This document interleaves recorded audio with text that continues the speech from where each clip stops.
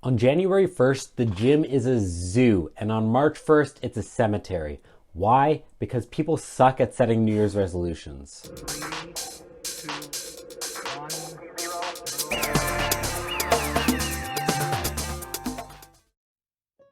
My name is Mitch. I'm a certified personal trainer that is absolutely obsessed with books, habits, and health. The aim of this video is to help you create a resolution that will actually stick this year. I'm going to cover the 3 biggest mistakes I see people make when setting the resolutions, and then I'm going to give you my top 3 tips to actually make something that works. If you get something out of this video, be sure to leave me a thumbs up and subscribe. Let's get into it. The first mistake on my list is a lack of direction. I hear all the time, Mitch, I want to become a healthier version of myself. I want to show up to the gym more often, which are all great goals and they're well intentioned, but it doesn't have any bite to it. When are you going to be working out? What are you going to do to work out? What are your steps to becoming a healthier version of yourself? This horse has been beaten to death and then some, but you want to set smart goals. Goals that are specific, measurable, attainable, realistic, and time sensitive. I'm not going to delve too deep into SMART goals, but if you want a resource on this, I'll leave one in the description down below. The second mistake is people bite off more than they can chew. They set out to radically change their lifestyle, to upheave everything that they naturally do on a day-to-day basis, which might lead to some amazing quick results. But as soon as you start to fail at these goals, you create a negative feedback loop where,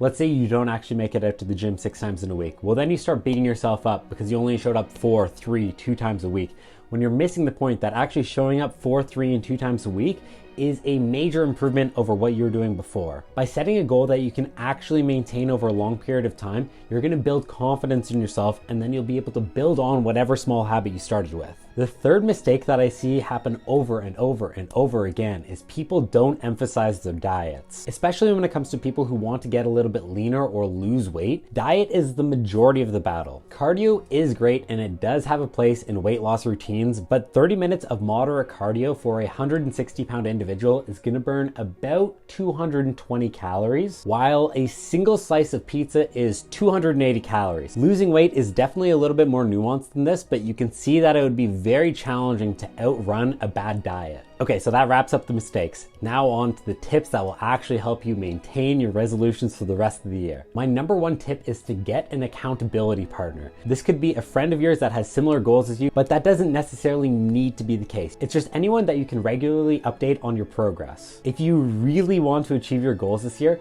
put a little skin in the game. Something that I'll do with my friends is if I'm trying to establish a habit, I'll go up to them and I'll say, if I don't establish this habit for 5 out of 7 days, week over week, I'm gonna pay you $50 for every single time I miss. Having something like this set up in place is a terrific motivator on those days that I really don't wanna actually follow through with my commitments.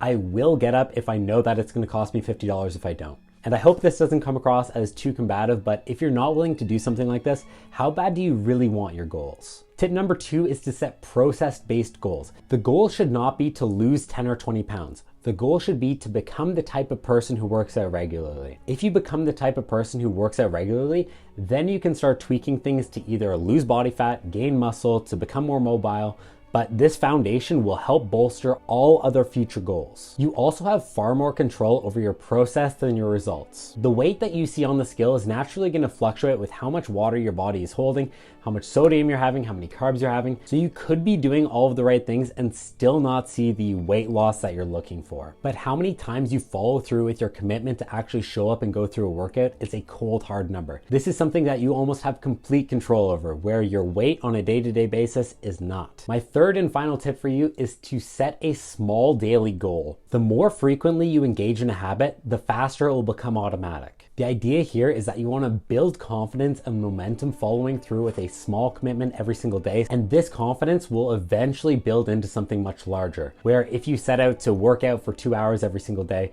you're going to fail at that. You're going to lose confidence in your ability to actually follow through, and your resolution isn't going to actually stick. If you want to learn more about how to build habits, check out Atomic Habits, link in the description below. Thank you so much for watching, and I'll catch you in the next one. Cheers.